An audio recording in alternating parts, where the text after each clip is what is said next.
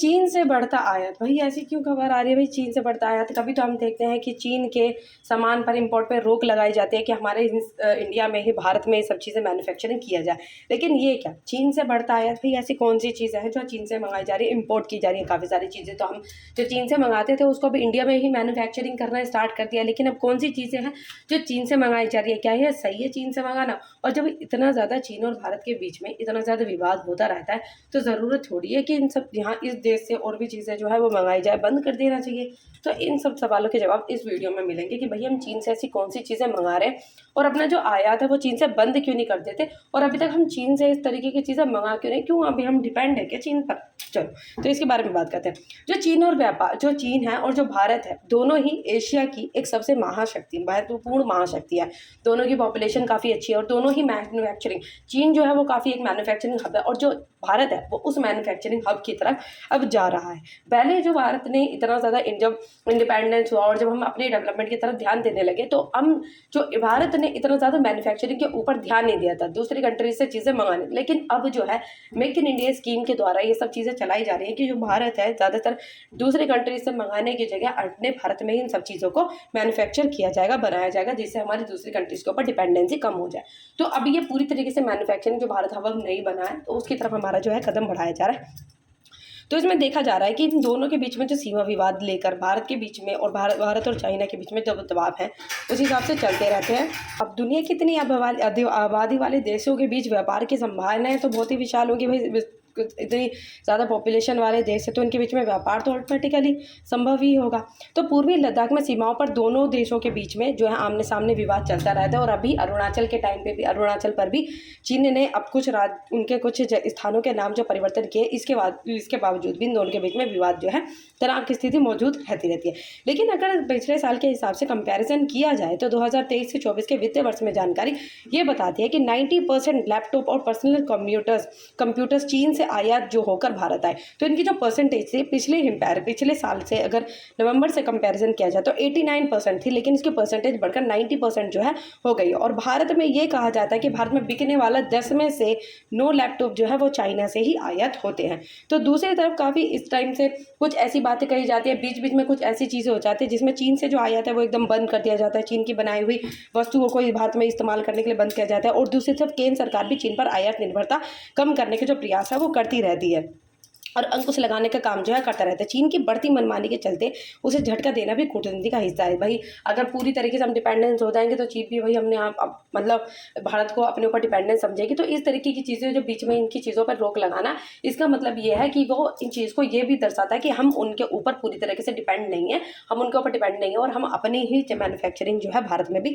इन सब चीज़ों को मैन्युफैक्चरिंग कर सकते हैं। लेकिन वहाँ पर इन सब चीज़ों से इस वजह से मंगाया जाता है। पिछले वर्ष अगस्त में भारत में जो personal computers, laptop, automatic data और जो प्रोसेसिंग मशीन माइक्रो और प्रभाव से प्रबंधित करके भारत ने इन उत्पादों को घरेलू स्तर पर बढ़ावा देना चाहता था। जो भारत है वो काफ़ी सारे अलग चीज़ों पे जो है उनका मैन्युफैक्चरिंग करने में और उन सब चीज़ों के डेवलपमेंट पे ध्यान दिया जा रहा है, जिसकी वजह से इन सब चीज़ों के तरफ जो ध्यान है वो कम हो गया, जिसकी वजह से इन सब चीज़ों का जो आयात है वो बाहर के देशों के ऊपर थोड़ा सा डिपेंड हो चुका है। भारत के आयात के लिए जिन 7 श्रेणियों पर प्रतिबंध लगाया गया था उनमें से अधिकांश हिस्सा जो है वो चीन से आता था।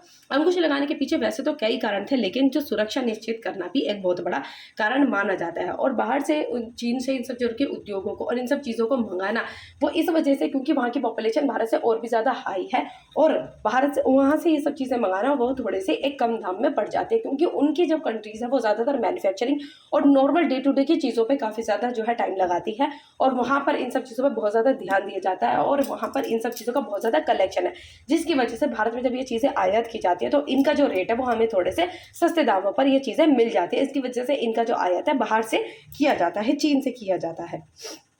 चाइना से कंपैरिजन किया जाए तो भारत में तो मैन्युफैक्चरिंग की जो इतनी रफ्तार जो है वो नहीं थी, जिससे घरेलू मांग को पूरा नहीं किया जा सकता, जिससे में लैपटॉप, पीसी और टैबलेट्स की मांग जो है वो बढ़ गई। और इन मांग को जब डिमांड बढ़ेगी तो जब कंप्लीट नहीं होगी, लोगों की डिमांड सप्लाई इतनी नहीं हो रही, तो बाहर से चीज़ों को उनकी सब डिमांड को कंप्लीट करने के लिए बाहर से इन सब चीज़ों को आयात किया जाता है। लेकिन बाद में चीन आयात जो है बढ़ता है। गलवान और डोकलाम में दोनों देशों की सेनाओं में झड़पें भी हुई, लेकिन इसके बावजूद सीमा के आर पार व्यापार जो है वो बढ़ता गया। उनके बीच में कुछ ना कुछ तनाव होते रहते हैं, लेकिन उनके बाद भी का जो आयात है वहाँ से बढ़ना चीज़ें बढ़ती रही। 2001 से 12 के बीच जो चीन भारत का जो 10वें नंबर का ट्रेंड पार्टनर रहा है। 2003 में देखा जाए तो चीन जो है वो भारत का 10वें नंबर का ट्रेड जो है वो पार्टनर रहा है, लेकिन इसके बाद स्थिति जो है वो कुछ बदलती रही क्योंकि इनके बीच में और भी झड़प जो है वो होनी शुरू हो गई थी।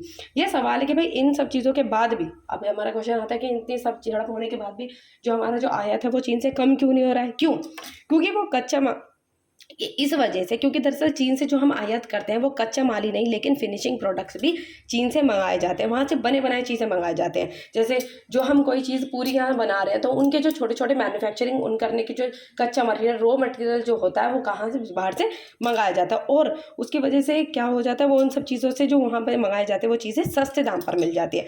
साथ ही उत्पादन के लिए देश के ही कच्चे माल का उपयोग करने की वजह से चीनी उत्पाद बहुत सस्ते जो होते हैं, और भारत के अलावा और भी दुनिया के जो देश हैं वो सामान ही चीन से इस तरीके की चीज़ें बनाते हैं, और इस तरीके से जो चीन है वो दुनिया का सबसे बड़ा मैन्युफैक्चरिंग एक हब जो है वो माना जाता है। लेकिन ये है कि ऐसी बात नहीं है कि वो ही एक मैन्युफैक्चरिंग हब है। जो भारत की मेक इन इंडिया की स्कीम चल रही है जिसकी वजह से हम भी एक मैन्युफैक्चरिंग हब की तरफ जो है कदम जो है बढ़ा रहे हैं, और काफ़ी सारी चीज़ें जो बाहर से मंगाई जाती थी उन सब चीज़ों के ऊपर रोक लग गई है, और काफ़ी चीज़ें जो है जो इंडिया में ही मैन्युफैक्चरिंग जो है की जाती है, डिपेंडेंसी दूसरे देशों की तरफ कम हो गई। हम बाहर से इतनी ज़्यादा वैसी चीज़ें नहीं मंगाते। इन्होंने कहा कि हम मैन्युफैक्चरिंग चीज़ें करने के लिए बाहर से कुछ रॉ मटीरियल्स कुछ इस तरीके की चीज़ बनाए जाते हैं जिससे कि भारत अभी दूसरी तरफ ध्यान दे रहा है और इन सब चीज़ों की तरफ ध्यान नहीं दे पा रहा, जिसकी वजह से लोगों की डिमांड फुलफिल नहीं हो पा रही, और उन लोगों की डिमांड को फुलफिल करना भी जरूरी है। इसकी वजह से बाहर से ये चीज़ों का आयात किया जाता है।